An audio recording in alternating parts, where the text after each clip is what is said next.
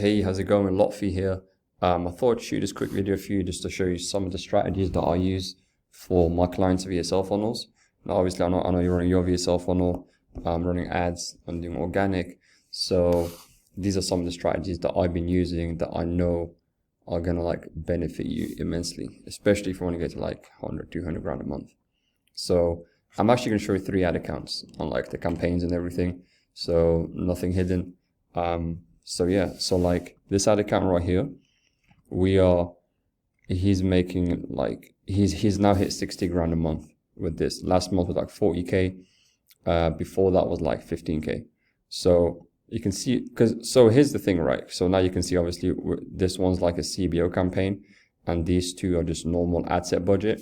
So with my clients, I don't do CBO for everyone. So like CBO, it just depends on how quickly the conversions can come. So for example, here you can see everything is CBO. That's because this client is like in a very competitive market. So CBO makes more sense because, you know, you want results to come in faster. But with here, because we're getting opt-ins so quickly, it doesn't make as much sense to use CBO. As you can see, like the opt-ins come in very quick. So let me go to lifetime, show you there's 6,000 opt-ins at $2, 634 at $1. And this one I actually launched just like 1 hour ago, so it hasn't done anything yet. And then this is just page likes.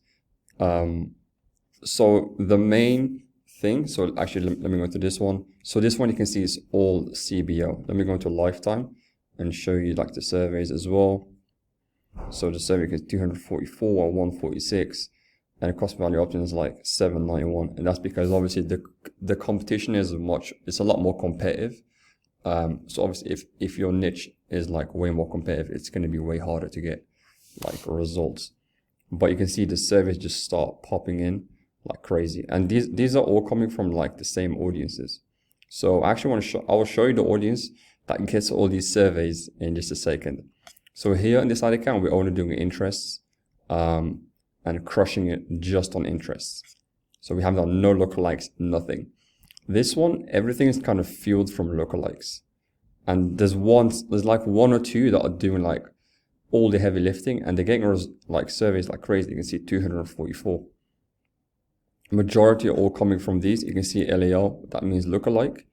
And that's all coming from like 1 or 2 audiences, which I'm going to show you in just a second. And then this ad account is doing 5x ROI in ad spend every month. So this one's doing like last month he hit 18 grand. So that's great. And now we're on track this month. We're easily going to hit 30 to 40K. So this one's doing like 5x ROI or more, and is doing very similar strategy. So this one's hitting a CBO, and then this one is doing a cold traffic to lookalikes as well. So this one's doing lookalikes as well, which is insane. So let me show you the ones. In fact, I'm going to show you exactly which one. I'm just going to roll it up like this. And you can see the one that's killing it is this one right here. It's the Facebook engagement. Now these are great audiences, and especially if you can filter it down by, let me show you the actual ad set. If you actually want to filter it down by United States. Now you'll notice that where we made it from is Magic, and that's actually a tool that you can use, that we've used here as well, to basically extract audiences, and it makes them very quickly. So it's a tool you can connect, and you can like make like audiences en masse. So you can see right here. So if you wonder what that is, that's basically what it is. And we filtered on by United States as well. So we don't want anyone that's like not in the United States. And this audience crushes it. So it's been 2 months straight. He's been living off these audiences. Pretty much. You can see right here, so this is the same one, by the way. This one, these are all the same ones. That's like 7 surveys, 5. Here again, 15.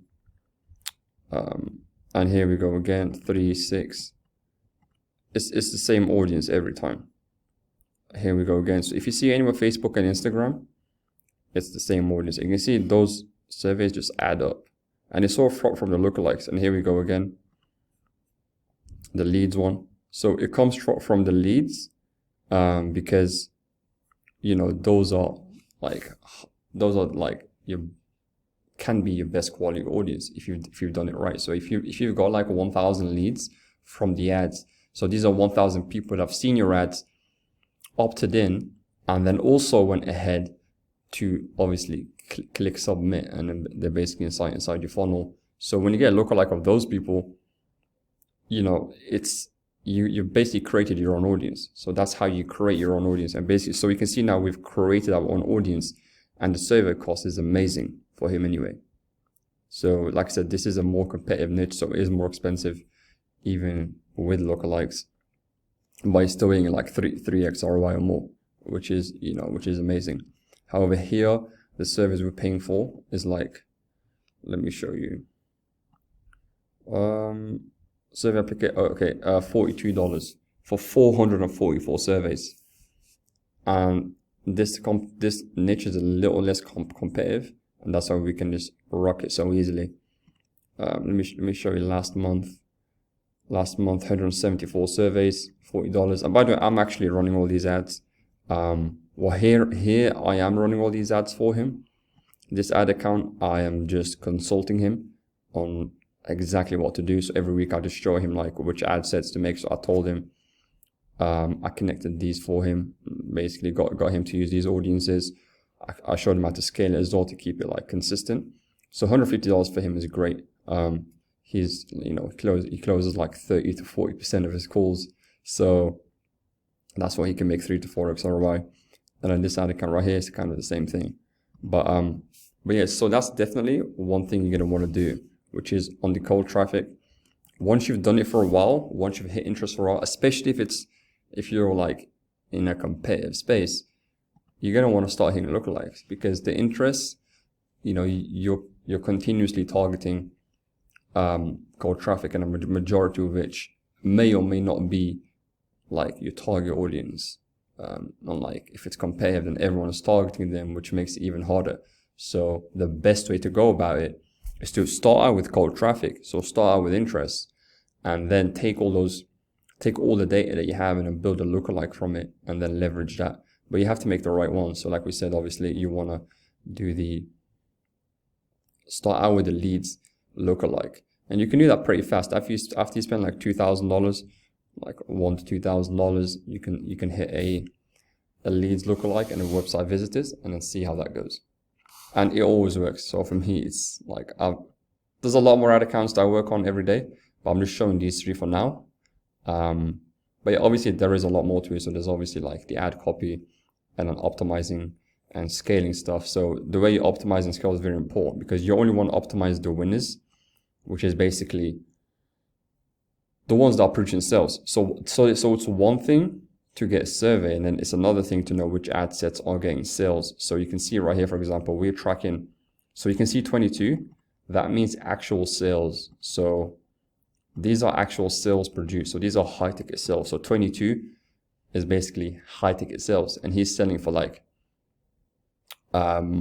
between 2 and like 4 grand. So, you know, when we're looking at 60 grand, the reason he's made 60 grand is because he's selling at like 2 to 3 grand. So 22 times that, you know, it adds up to 60 grand. So we're actually able to track which ad sets are getting sales, and then we scale the ones that are getting the sales. So no one even does this, like, especially, you know, because in up level, they don't really teach that.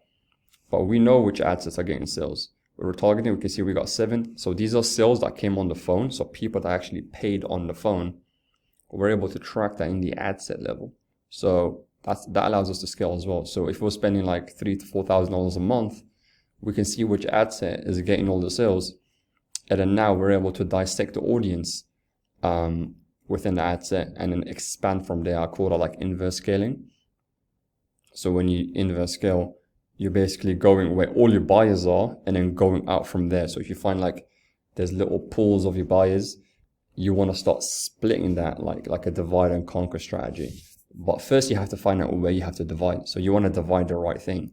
So if you find an audience that has all your buyers that are buying on the phone, and you're dividing that, then you're good to go. Because that's when you get this, which is 22 high ticket sales tracked on every ad set. And now if we're going to scale, there's no guessing. So we don't scale on surveys. Like, not anymore anyway. Like we used to scale on surveys, but now we don't, because now we just scale based on sales. So scaling based on surveys is just killing your sales, and it's just killing everything. Scaling based on sales is like the best thing you can do, because everyone's interested. Anyone can opt in, anyone can fill out a survey, anyone can get on a call, but who's going to buy, right? Like we want to know who's going to buy. Like now we can also see age. We can know exactly which age bought. So you can see right here, we know that our audience is between 35 and 44, and we know how much we paid per sale. So 397, 382. So like, there's just no way to go wrong. So now you can, when I said divide and conquer, we can now go deep into which audience we want to target. So now we know what our buyers are right here, right? So even if we were to go to a new interest, for example, and we know these are men, let's say these are all men, we would target men between 35 and 44, right? And then we would also use a certain placement. And then we would also use a certain country.